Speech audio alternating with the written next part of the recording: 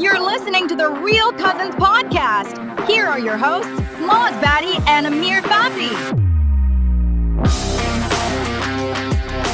Our movie for today. One of my favorite Okay. comedies of all time. What? Honeymoon in Vegas, 1992. So underrated. Yeah. You start. I absolutely love this movie. Yep. It's my favorite Nicolas Cage movie by far. Yep. James Caan is hilarious in it. Sarah Jessica Parker was really good. I mean, all of it. Pat Morita. Yep. It's just, you know what's funny to me? This came out basically 7 months before Indecent Proposal. Did Indecent Proposal work off of this? Well, they actually have one actor in common. Right. They have that the one chauffeur. Yeah. He's actually one of the gamblers here. Right. I mean, I don't know. They're real close to each other. Yeah. But look, in the last 30 years, I mean, there've been a lot of romantic comedies, right? All right.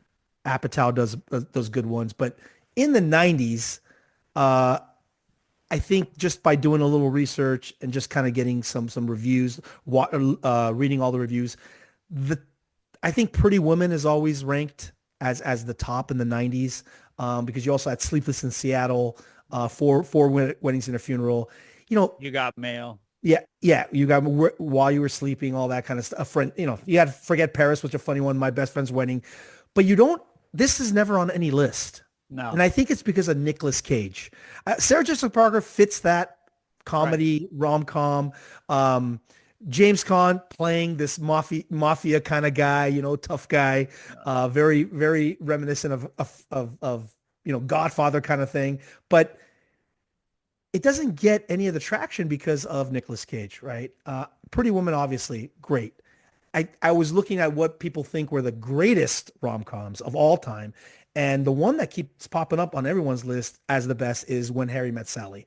But in the 90s, I mean, you had some really good ones.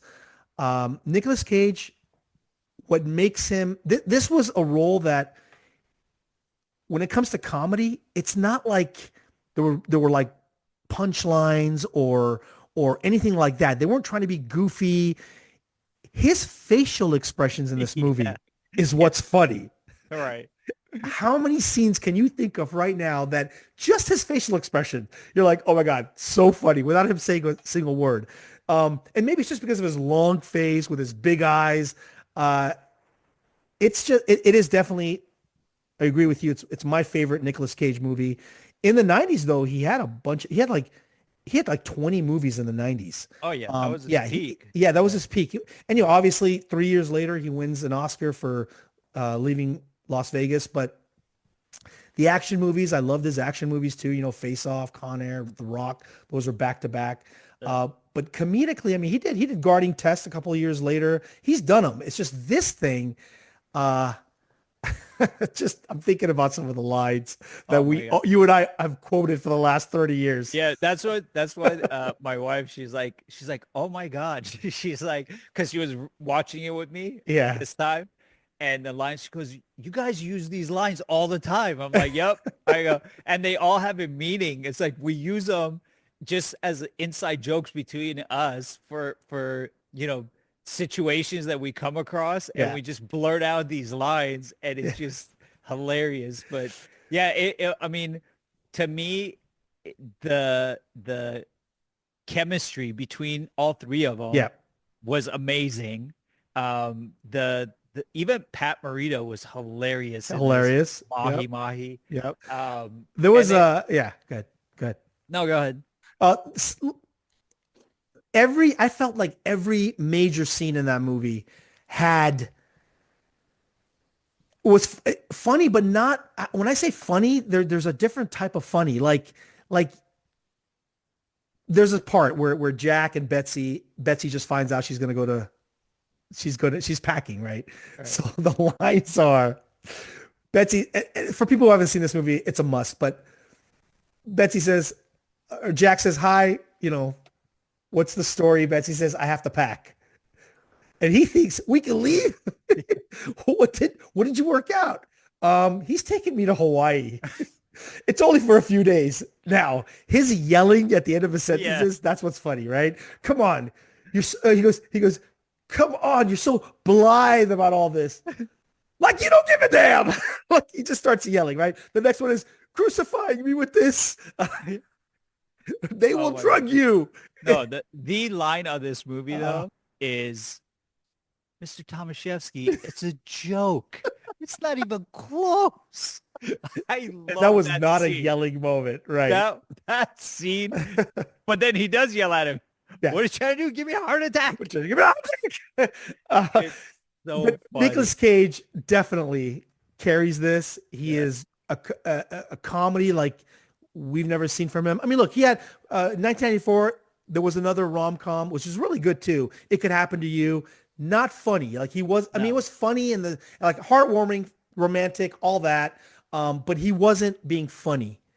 This is being this neurotic boyfriend who has an obsession with poker and he loses his girlfriend.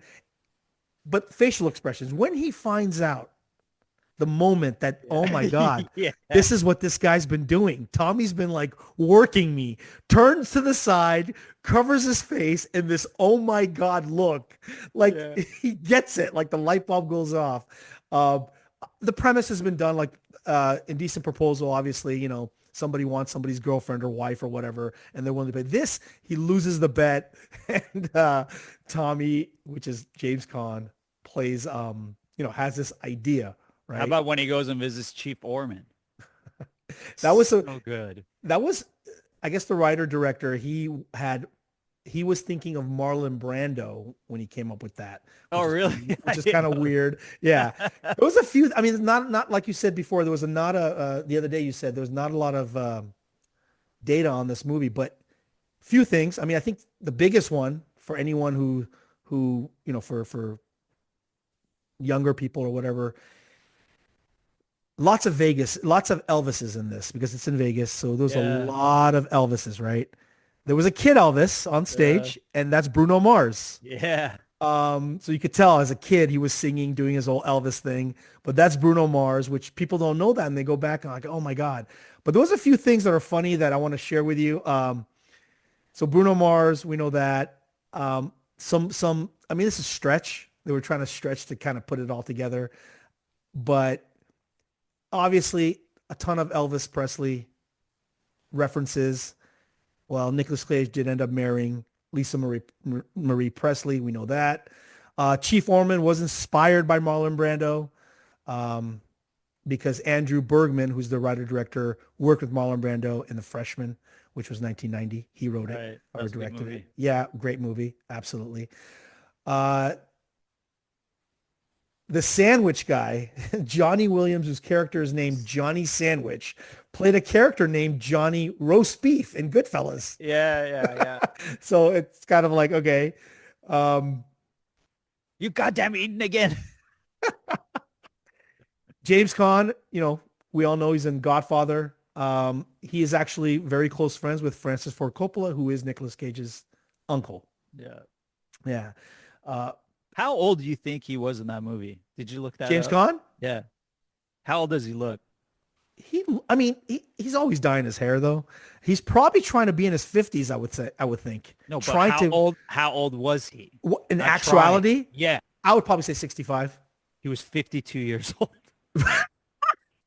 Talk about smoking and drinking your whole life. Seriously? Was he really? Yeah, he was 52 years old. Oh my God. Yeah, maybe he's just always looked older than he. Wow, that's crazy. I know. I was like, he's got to be like 65 years old here. And he's 52 years old. Yeah. Danny Kamekona, which is he plays Nico in this movie. He was actually in Karate Kid Part 2. Was he? Yeah, so that's just I have to go back and watch that movie and see where he was. Oscar winners, 2 Oscar winners in this movie, Nicolas Cage and Anne Bancroft, both have Oscars, and 3 Oscar nominees. Mother. Yeah, James Caan, Pat Morita, and Seymour Cassel, which is the guy who was also in Indecent Proposal. Did you notice flying Elvises at the end. One of them is not lit up. Oh no! Somebody noticed that. Like, you got to look closely for these things. We're the flying Elvises. Utah champ. I love that guy, by the way. He was in Fletch. Amazing. Absolutely. Yeah. It's all about ball bearings. It's It's all about ball bearings. Yeah. This movie just, I think it's timeless. Yeah. I think my 15-year-old daughter would enjoy it. It's not raunchy. No. Right? They don't have to use that to be funny.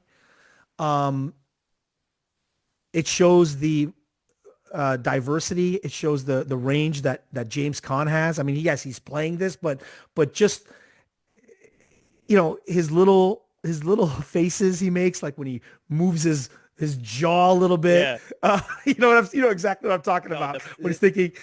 And Sarah Jessica Parker's just cute girl. It was kind of her time. You know who else was in this movie? Who was the manager at the Bally's? Oh yeah, Tony Shalhoub. Yeah, is it Tony Shalhoub? Yeah, Tony Shalhoub. Yeah, Tony Shalhoub. He's in that as well.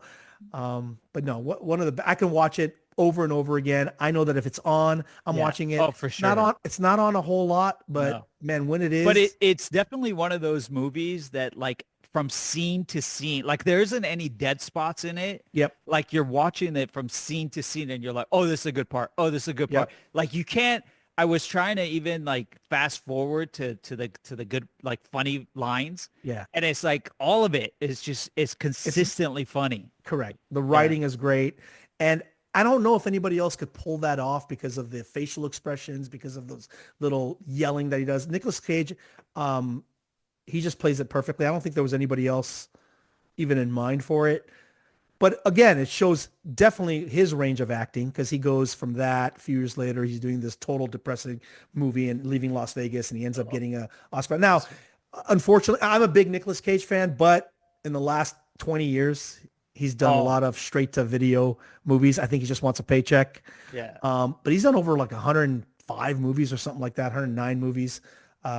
But yeah, the last 20 years, unfortunately. And he's always going for this, like nowadays when you watch him, because of his hair and his look, he's always going for a different kind of look. Back then, he kind of still had the same hair. He was built, he was a little shredded because of some of the movies he did.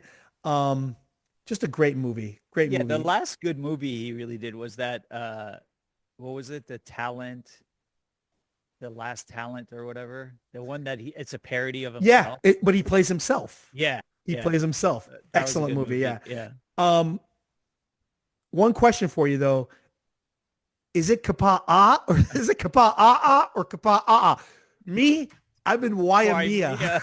Waimea. Again, you got to watch it. Funny. Just the writing. Such a good. No, and then the other line you and I always use, the James Caan, really. really.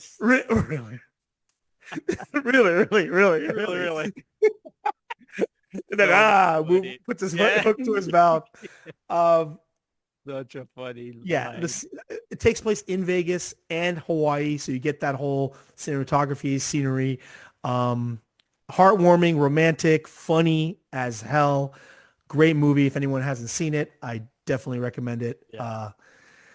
All right, so what are our next games? Thursday and Friday, I want to say. Yeah, we got back-to-back with Denver and Milwaukee, just in reverse. Yeah. Well, we'll definitely. But they're both at home. Yeah, exactly. And hopefully, with Hayes there, it'll make a difference. Luka hopefully can play both games of the back-to-back. Yeah. And we'll have a new movie for you. Haven't selected it yet, but we will. Yeah. All right. Until then, we will catch everybody later. Yes. Thank you. And bye. Bye.